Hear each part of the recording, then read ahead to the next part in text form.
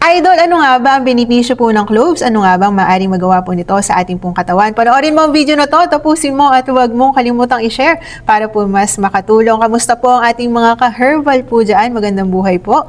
Alam niyo po ba, Idol, ang cloves po, ito po'y klase po ng herbal.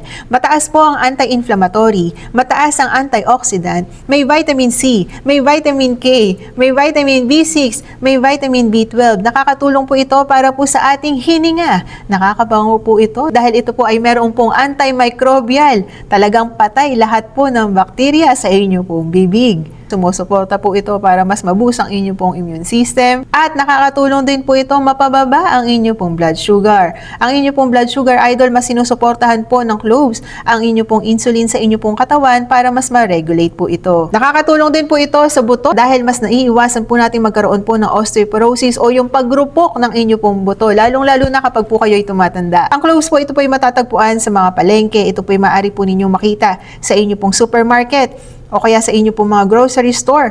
Pumunta lang po kayo sa mga herbs section. Sa mga pampalasa po natin, sa mga herbs and spices po natin, doon mo po makikita ang cloves. Sa isang baso na maligamgam na tubig, po pwede ka po maghulog ng 1 hanggang 2 kada araw. Maganda rin po ito, Idol, sa ating pong digestion dahil meron po itong antimicrobial at maganda sa ating pong gut at mas nakakadumi po tayo ng maayos. Pinoprotektahan po nito ang ating pong stomach sa mga bakterya.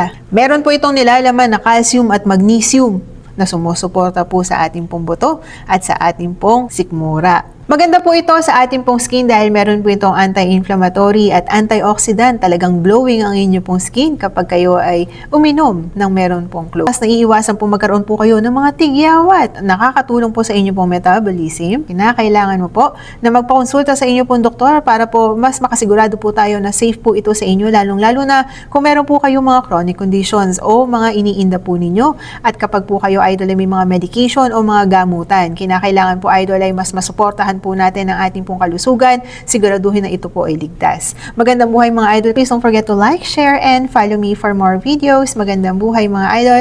Please stay happy, stay healthy. Good vibes only. Magandang buhay mga Idol. Ako po ay walang kahit anong produkto po ng cloves. Kaya po sa mga kumukuha ng aking pong video, ay siguraduhin po ninyo, Idol, na hindi po ako yan, Idol.